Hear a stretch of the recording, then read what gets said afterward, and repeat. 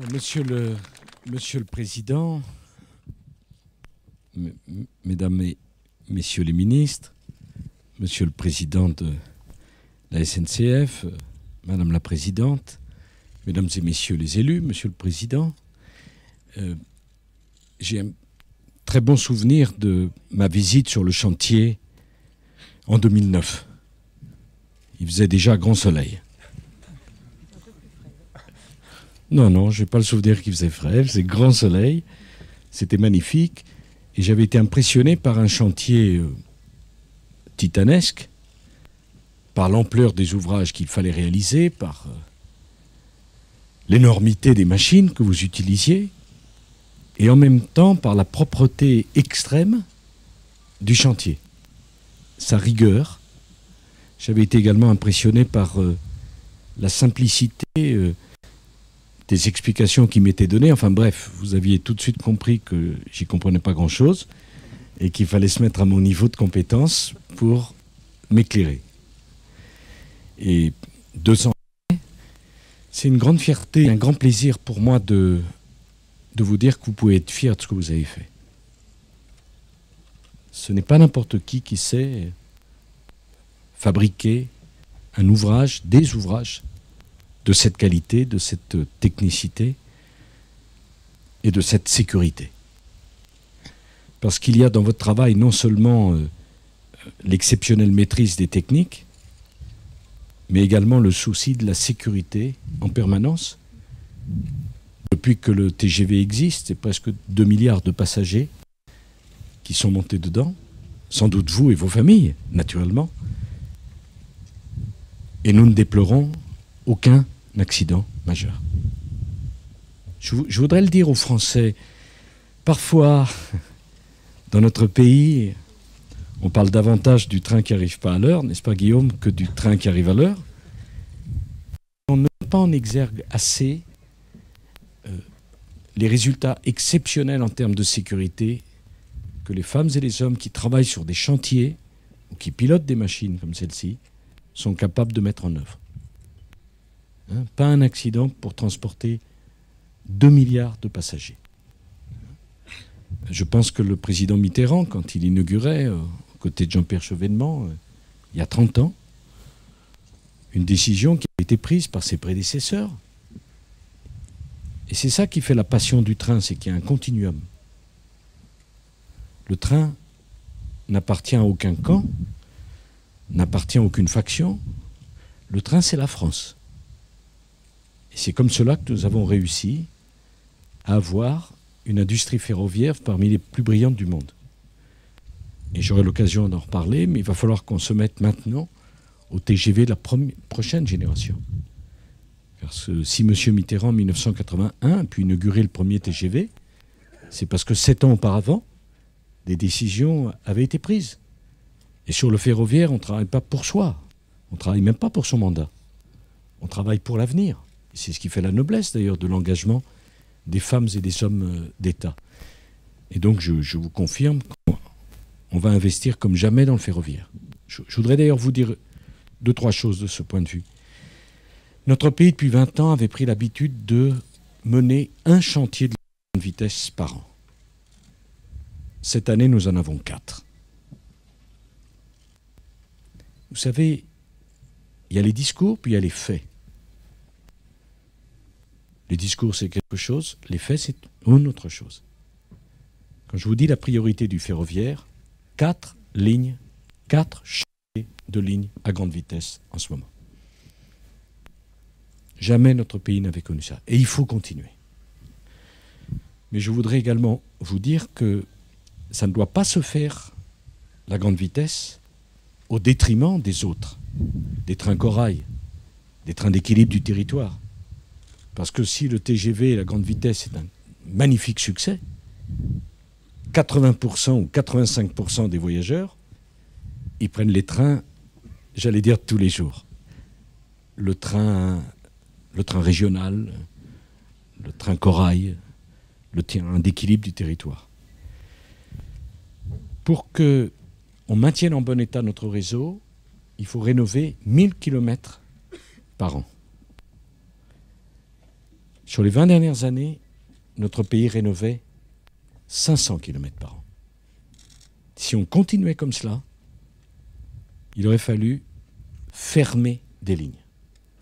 Donc nous avons pris la décision, malgré la crise, de revenir au seul niveau acceptable, 1000 km par an. Donc, pour vous qui travaillez sur les chantiers du rail, des grandes infrastructures, voilà, il va y avoir beaucoup de chantiers de grande vitesse. Sur les 4 lignes que j'avais annoncées, il y en a 3 dont les chantiers sont ouverts. Il y en a un qui va ouvrir début 2012, c'est le contournement Montpellier-Nîmes. Mais il démarre dans quelques semaines. Mais il y aura du travail pour vous. Et je veux vous dire ça parce que j'ai conscience que l'accumulation de vos compétences, c'est des décennies d'investissement. Mais la disparition de vos compétences, ça peut se faire en quelques mois. Donc on n'a pas le droit de laisser tomber cette compétence. Je serai d'ailleurs à la fin du mois au Maroc avec Sa Majesté le roi Mohamed VI pour poser la première pierre du TGV Rabat-Casa-Tanger que nous allons réaliser. Enfin, mais j'aurai l'occasion d'en reparler, je veux dire que nous avons des ambitions pour la SNCF. RFF, bien sûr, mais RFF entretient le réseau, investit, le fait très bien.